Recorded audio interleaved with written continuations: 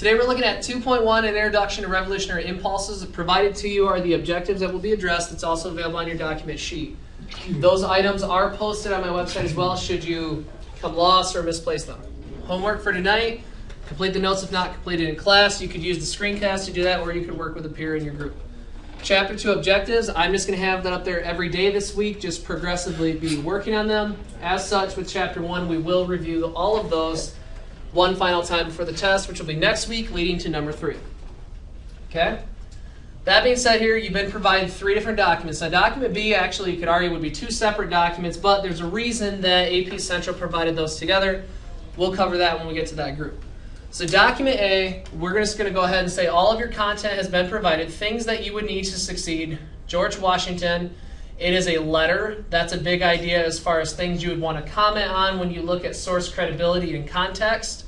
To Robert Orme, in service of General Braddock. Okay? Also provided anytime you have a year or a date provided within your document, that should always go under content. As I've stated though, you need 3 points for your content section in accordance to the sheet that has been provided at the back of the room, and you've already started with your 3 points. So that being said, what are some contextual messages that can be extracted from document A? Emphasizes respect by using gentlemen of. Okay, there's an emphasis of respect through the reference to General Braddock. So make sure you have that down there as far as a contextual message.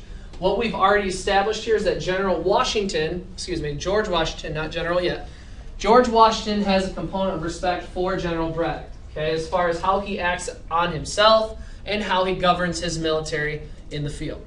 What else do we have here? Contextual messages. Go ahead. Emphasizes interest in military by wanting to learn under Braddock. Okay, now where did you see that in the document?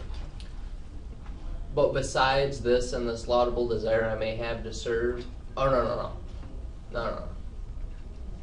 To be plain, sir, I wish earnestly to attain some knowledge of the military profession. Excellent. So we have this yearning for experience under Braddock by Washington, okay? Because we know that he has a great wealth of respect and he's a good individual to serve as a role model within his profession. Would be like, for example, you have a coach who is well known for how he acts or how she acts as far as governing her team, issues on her team, and then success on the battlefield being whatever sport they're engaged in. Okay? What are some other contextual messages that we can extract here? Because there are some heavy ideas here. British, king and country. King and country, okay? When he is referencing his country, it is not the United States. The United States does not exist.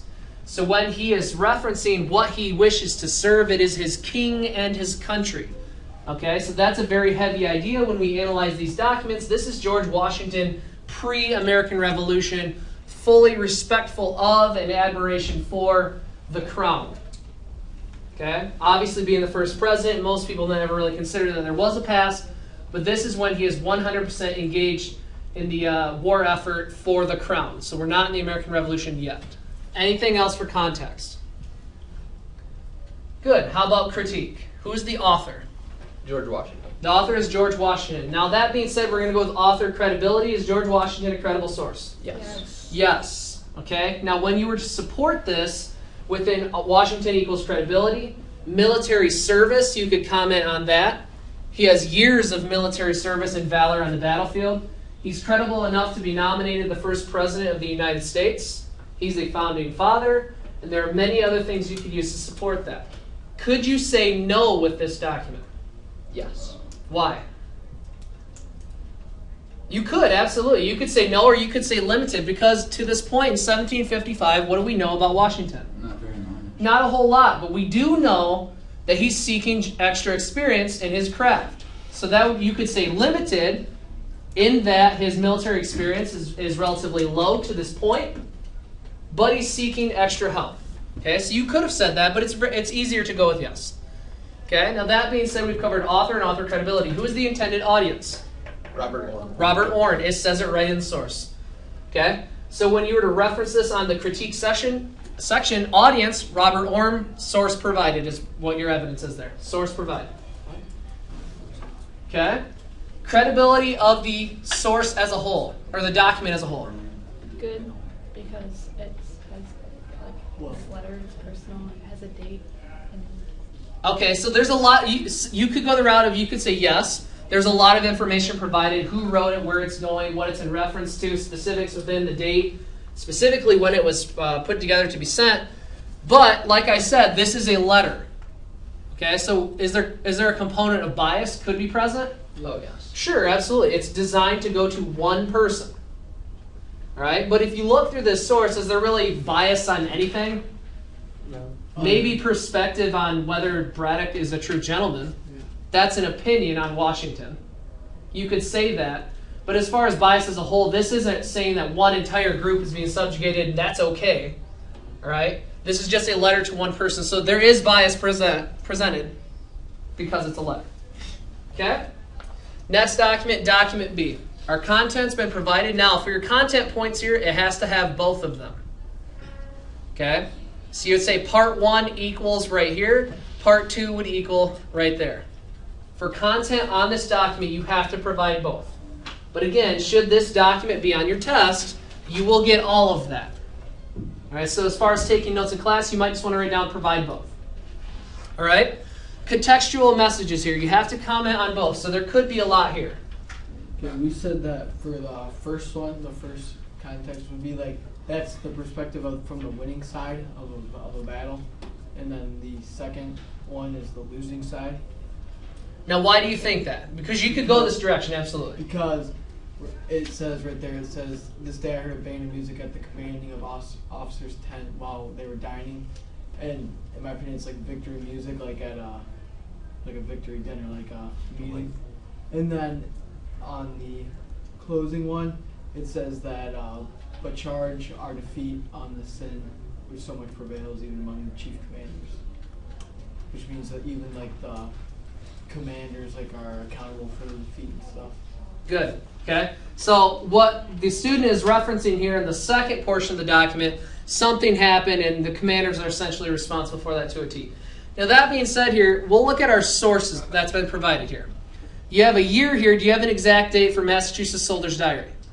No. 1758. An exact date though, No. the date itself, March 15th, March 18th? Oh, No, you don't. You just have the year, okay? But you also have the fact that this is a soldier's diary. Okay, this is one who does not have a great wealth of power in the military. And that is something that you would reference as far as critique. This is someone who's at the bottom of the chain and is observing what is going on around them. Now, a student to my right here mentioned the use of diction, the word delightful. Okay, the music, the atmosphere in the first document is delightful. But look how that person ends it. Though, in my opinion, not so sensible on days of such a sacred appointment. Do you think the battle's happened yet? No. This is what you would have. This would be like a ceremony to go into battle the next day. So what the higher ranking officers would do, they would engage themselves in wine and a good meal. They would talk politics. They would have a fine cigar in preparation for tomorrow's battle. So this would be like your pregame if you're an athlete, if you want to think of it like that. Are sensible and seasonable the same thing? To an extent here, this is just referencing whether or not it should actually be taking place. Oh, okay. Okay? Now that being said, if you drop down to the second document, do you have anything specific to add on the second part? Let's see here. He's saying that they're being like, they seem like a little depressed going into the battle, like they feel like the underdogs. Oh. Like along the lines of like that they're going into the battle with a negative attitude. They feel defeated. After the British defeat at Ticonderoga. So let's look at it like this. Part 1 is taking place the night before. Yeah. Part 2 is taking place after we've lost. All right? Oh. So what AP Central's trying to do here is they're trying to give you a shift in perspective. Part 1, this is how the people who hold military power are acting. Does it really appear as though they're completely focused and care?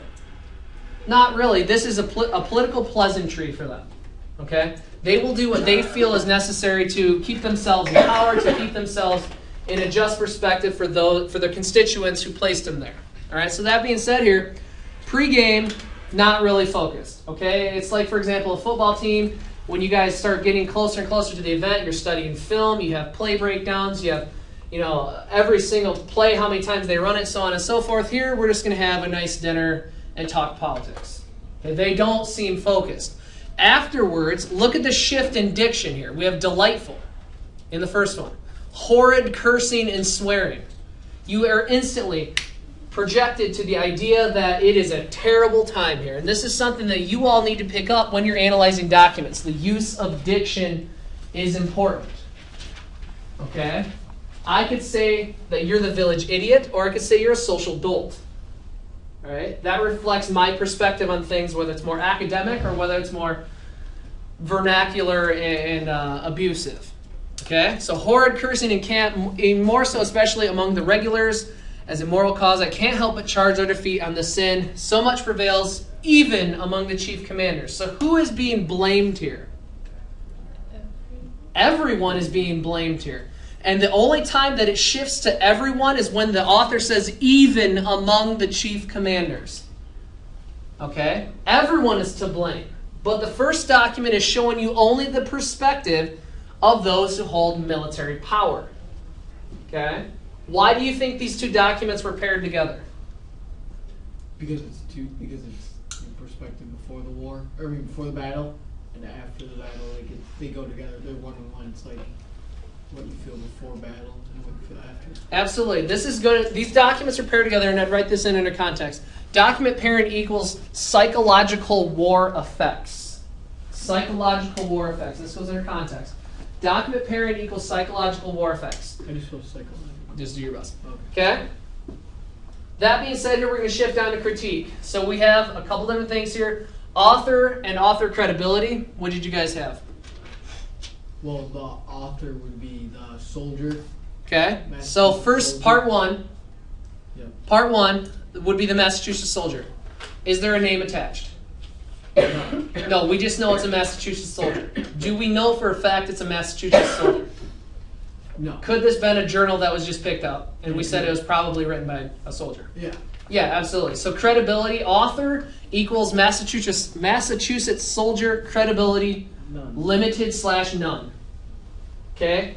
It is not credible enough that I know that John Smith himself, who was of the 54th Regiment of the Massachusetts Colonial Army, wrote it. If all that was provided, yeah, credible. Yeah. Okay, so author credibility part 1, limited. Author credibility part 2. It was like Samuel Jenks and Caleb Ray. Okay. So the author, Samuel Jenks and Caleb Ray, we have names. Yeah. Is that credible? Well, it says they're part of the People's Army. Who's Anderson in this one? We don't What do you know. guys think? The authors are Samuel Jenks and Caleb Ray. Anderson is the publisher of the book. Okay? So what you have here is an excerpt. Basically, say for example, your group wrote a reflection on something. And I wanted to put it in a book that I'm writing about APUSH.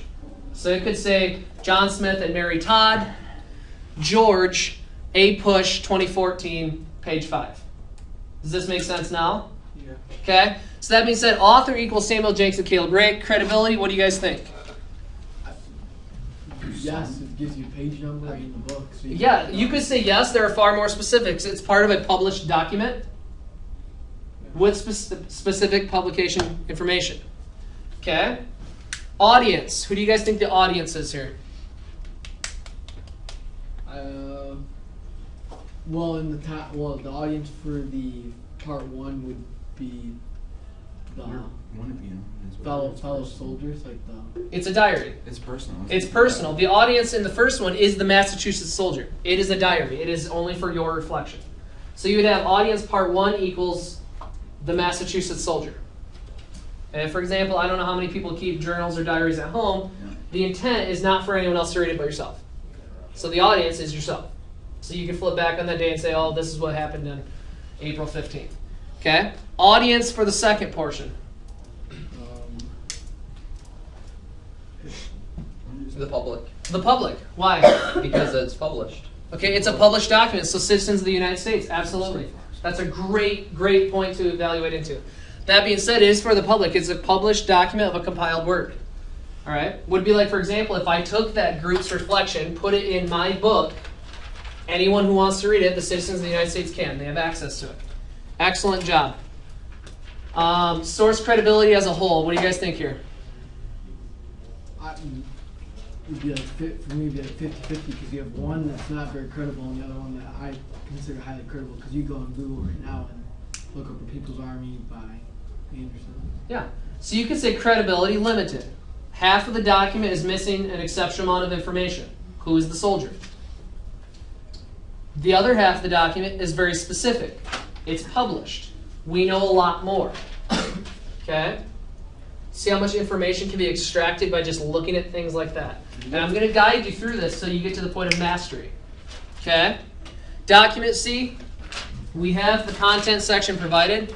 The source, Farmer Samuel Lane's Almanac, 1760, Stratham, Stratham, New Hampshire. Okay? Anything else here you think should go under content? We got some dates. Good. Okay? We have some dates here. 25th of October you could have in content. King George you could have in content. Anytime you have names, specific information, that can go into content. New Hampshire Historical Society can go under content. And again, you could just list this, a bulleted point here so you can reference it. Now I'll change the pen feature here. That way we can more clearly see this. Okay? So that being said here, content's taken care of. You gave me 3 points. What about context? This is one of the most difficult documents you'll have all year. I assumed it was telling people when he died. Okay, so we have a mutual agreement that there is a death here. Yeah. The death of whom? King George II. Okay, so King George II, okay, placed into brackets. Why do you think brackets was included? That's what I wasn't sure about the brackets, and then it starts continuing on with on the. Good, good, good. This is academic writing. Okay?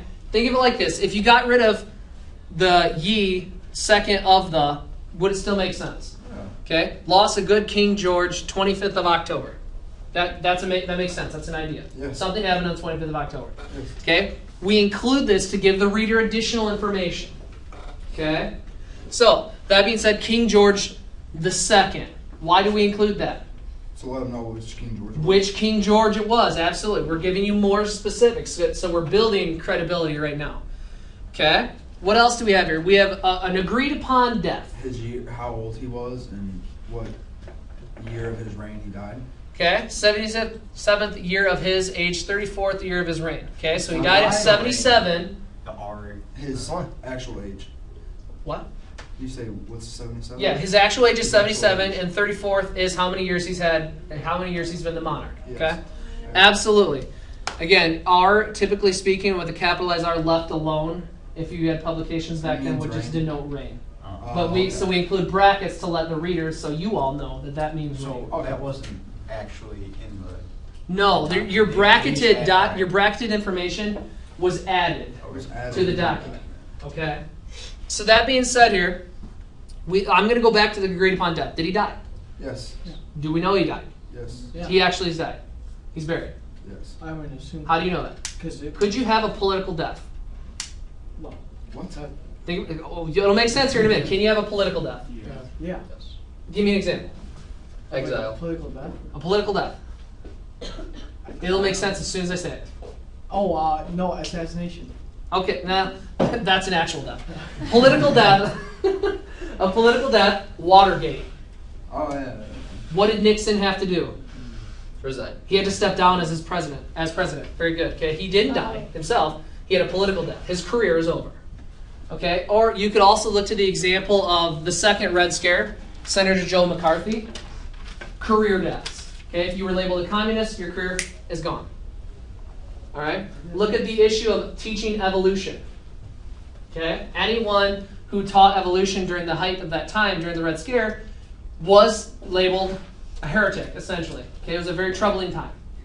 But on this document, when we assume he's actually dead because all it says is lost a good king, and then it gave his how old he was and his year of reign.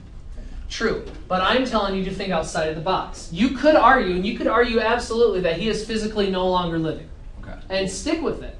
But you could also approach the mentality, this might not be just a physical death, but a political one, okay? Something happened around 1760 that will cause him to lose everything in the New World.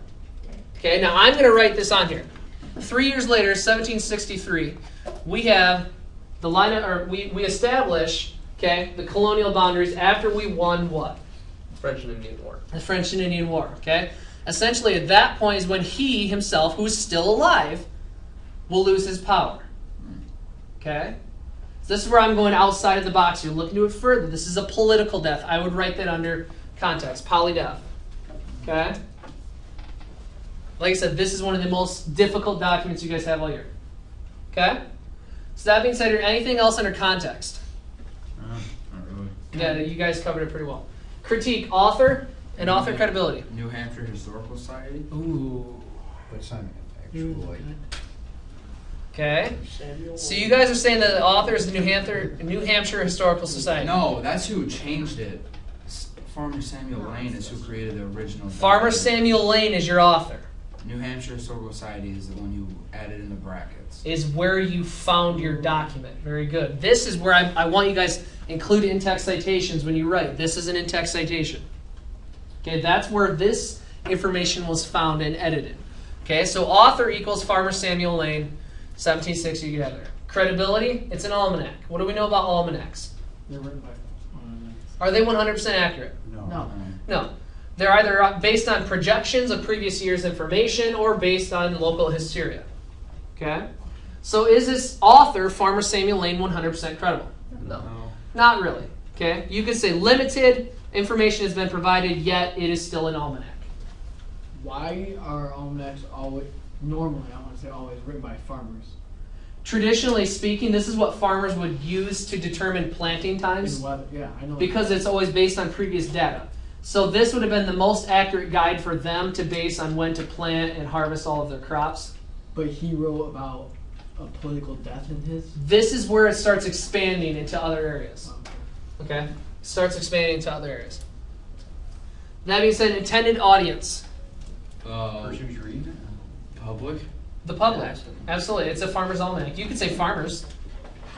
You honestly could. You could say farmers, hence the fact it's the farmer's almanac. Now, couldn't we say that it's public because the New Hampshire Historical Society changed You, it? absolutely. That's where you could say, traditionally speaking, farmers, though, could be public due to the fact it was edited by the New Hampshire Historical Society.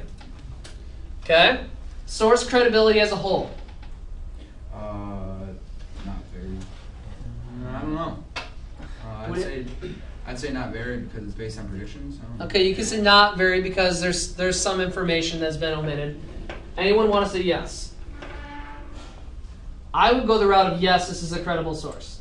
Why would you do that? And here's why. Okay? The traditional information has been edited by an academic institution. Okay, makes sense. Okay? Meaning, like I said, if you just cut all of your brackets out, you could read that and it still makes sense, but there's a lot of information missing.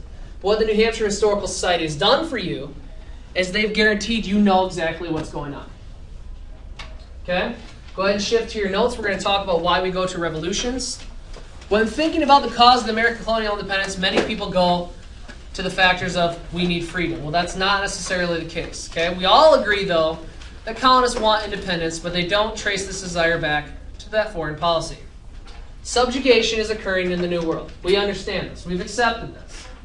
Okay? We know for a fact that the war was fought over us being subjugated by a higher power over the Atlantic. Okay? Essentially two types of revolution, anti-imperialistic and social or domestic. Now that being said, anti-imperialistic, the major goal is autonomy. Now what I would have down here to give yourself a focus example, the American Rev. Okay? The goal with an anti-imperialistic revolution is freedom. We want freedom for our country, the American Revolution. Now the second type of revolution, social or domestic, profound social change. Can anyone give me an example of that one? You don't necessarily want complete separation from a country. You just want improved rights. You just have to. No, I think we wrong. Anyone else? Can you hear the people sing? French Revolution. So we're going to write that one in. Oh. The French Rev. Okay? They are an existing country. They have a functioning government. The government, however, is abusing their people. So that being said, that is an example of one where we want profound social change. Okay? Where do you think the Civil War fits into this? What do you guys think? You have two types. The first one is self-determination. Did the North want that? Yeah. Did the North want autonomy from themselves? Oh. Yeah. Did the South want autonomy from a government that was infringing upon their rights? Yes. Yes. So you could say the Confederate States of America would go this route, whereas profound social change, that would have been the northern goal.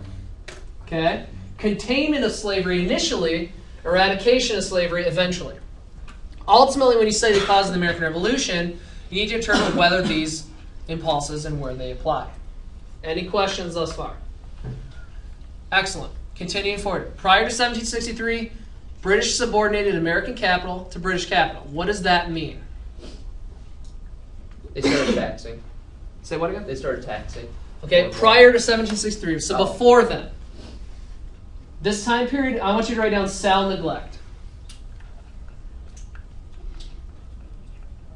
Okay, this time period was known as salutary neglect.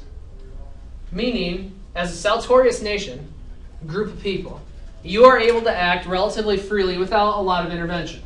So for example, let's say I'm the king, you all are colonists, everything's fine, I'm subordinating your capital to mine, which means I'm going to receive a lot of wealth based on what you're doing, but you're not living poorly, right?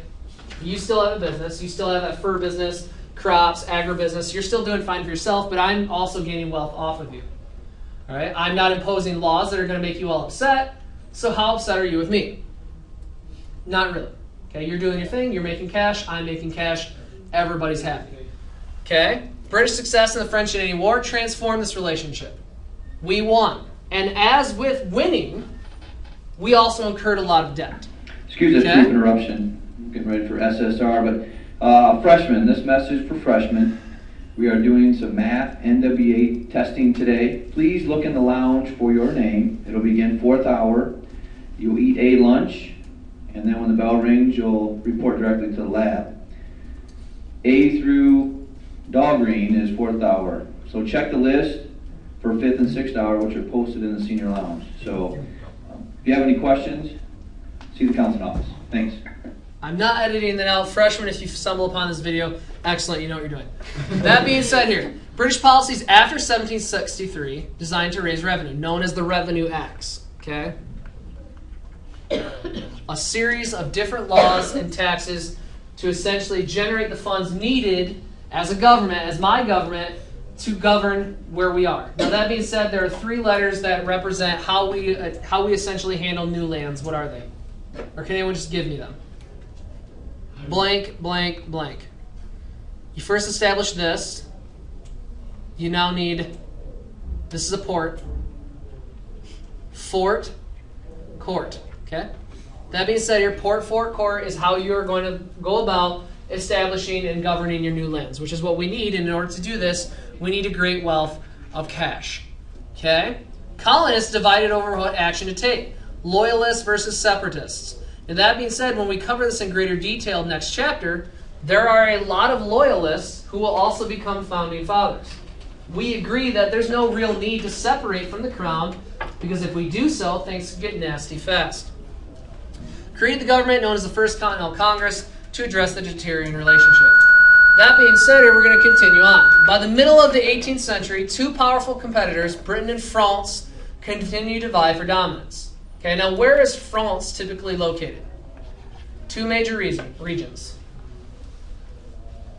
Okay, one's very cold. Quebec, New France, Canada, okay, is where they're typically located to the north. And where's the other one? Louisiana. Louisiana, to the west. Okay, basically you partition the country off by the Mississippi River and you go westward. Okay, that's where we're located. And that being said, more specifics, we're dominating the eastern seaboard as the British, Canada, Mississippi River, like I just said, as far as the French. Like the French and the Spanish, experienced some success in the New World because of the alliances they have in Native American tribes. Now, this is what's going to become important when you cover the 7 Years' War. Algonquin and Huron Native Americans, an alliance with the French. We all have common enemies as the Iroquois. Okay? That is our common enemy. No matter if there's an alliance or an enemy, diseases from Europe would cause the mortality rate to skyrocket. Now, what is mortality rate? Death rate. Death rate. The percentage of your population that's dying due to natural causes and or any other reason. Obviously the polar opposite of the birth rate. Okay? French and British inter-imperialist rivalry most intense between this time period, 1689, 1763, which again is the end of the 7 Years' War. Okay? Why do we keep focusing on 1763? Because essentially that is when colonial aggravation will begin. Okay, the proclamation of 1763. Any questions thus far? And again, this whole thing will be available on YouTube. I will send you out a remind message on how to find that link, and the link itself will actually be in there. Okay, here are your assignments. Again, describe the 2 types of revolution. You can do that easily. Autonomous, profound social change. Now, when you do this with your objective, give me an example. An autonomous revolution, seeking freedom from a country, anti-imperialistic is how it's presented in your notes, equals the American Revolution. You've given me the idea and an example. Same thing when you look at one of profound social change, the French Revolution. Okay, so you can now effectively respond to that objective, and it is that simple. Identify various individuals and groups that led to the American Revolution. Now that being said, groups, as far as right now, you could go with the French, you could go with the English themselves, okay? I would also go the route of Native Americans. They will play a huge role. Some specific tribes we're giving to you within your notes. Now the first objective we will be building on the entire chapter. So you could start that one, but you cannot complete it today. Any questions?